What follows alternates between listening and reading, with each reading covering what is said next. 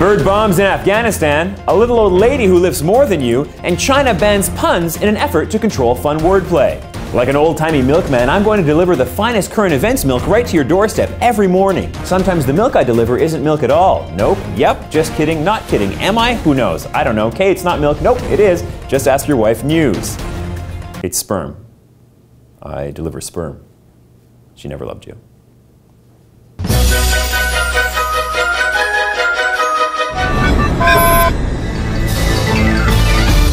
News house.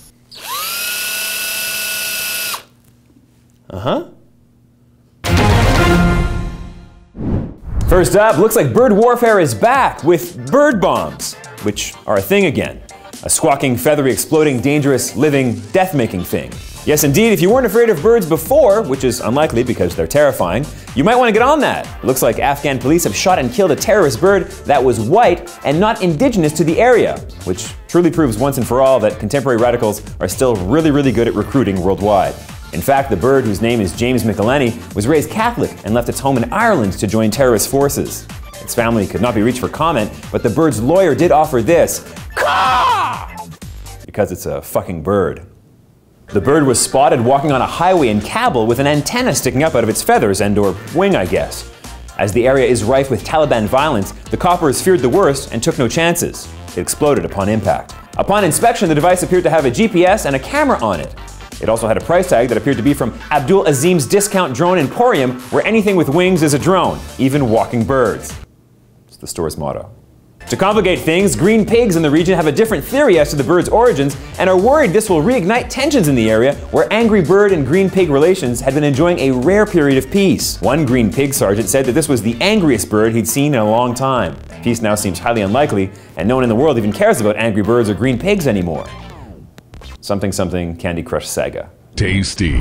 Next up, this little old grandma can outlift you and most of the guys you know. Yes, indeed, Miss Willie Murphy of Rochester, New York, weighs in at 105 pounds, is 77 years old, and can deadlift 215 pounds. Holy shit, that's more than double her weight in case you suck at math. Oh, Grandma Murphy can also do one-handed pull-ups, one-handed push-ups, fingertip push-ups, and even those really hard push-ups where you make a diamond with your fingers and get your nose right to the floor that I've never tried. She apparently started with 5-pound weights a few years ago and then went on to win numerous weightlifting trophies and also make all the people at her gym feel terrible about their fitness achievements. But you know what? I say instead of feeling awful about your weekend of binge-eating cronuts and binge-watching The Mindy Project on Netflix, go get inspired. I mean, what? It's a really good show. What? Why are you giving me a hard time? Dude, you're a brony. No, I'm not judging, I'm just, you know, you're a brony. You give me a tough time about The Mindy Project. It's funny, it's well written. I don't want to fight with you. You know what? Can we just hoof it? I'm gonna hoof bump. Boom! All right, bros before mares. Bros before mares.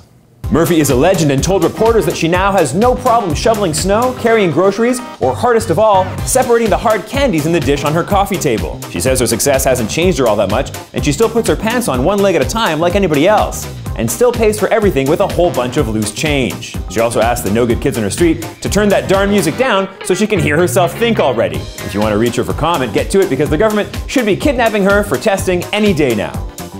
She's an X-File, a fringe creature. Weirdly strong. It's unnatural. Last up, China has banned wordplay in an effort to control the use of puns. It's pun control, guys. They're establishing pun control. Yes, indeed, pun laws are getting stricter in the People's Republic of China.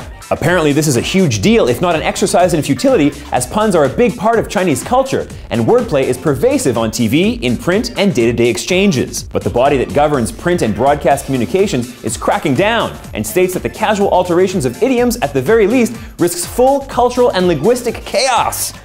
Of course, they only want to protect the children, as puns bastardize language by loading it with other meaning, which can confuse the uninitiated. To be fair, if a child gets their hands on a loaded pun, the results could be disastrous. David Moser, academic director for CET Chinese Studies at Beijing Capital Normal University, which is a real institution, has said this smacks of a preemptive move, an excuse to crack down for supposed linguistic purity reasons on the cute language people use to crack jokes about the leadership or policies. In point of fact, it is common for people to use figurative language or puns to communicate specifically about politics on the country's strictly policed internet sites. In an effort to clear up any misunderstanding, Chinese President Xi Jinping said, no, we simply want to end funny wordplay so China is perceived worldwide as the least fun place on the planet. Not on our watch, said Russia, Africa, and most of the Middle East. Also, aside, unrelated, no fun China sounds like no vagina, which means little out of context, but still makes me smile. The words penis fart in any context also make me smile. Example, these buffalo wings are penis fart, even spicier than last time. Bye! Okay, that is it for the News House. Share this video immediately if not sooner, and tell someone with your mouth if you liked it. I'm Mark, and going for a long walk after dinner is a great way to digest. But if you have dinner with a roving pack of cannibals in a dystopian future, you may want to save yourself by giving up one or both of your legs as a peace offering.